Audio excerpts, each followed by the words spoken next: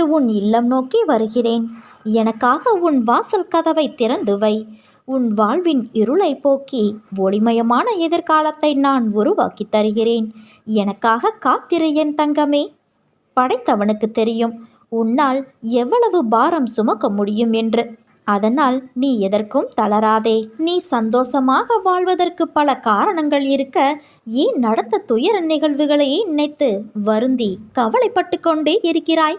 இல்லாத ஒன்றுக்காகவும் நிலைக்காத எண்ணங்களுக்காகவும் ஏன் வருத்தப்படுகிறாய்? நான் உன்னிடம் பலமுறை கூறிவிட்டேன், நடப்பது எல்லாம் நன்மைக்கே என்று.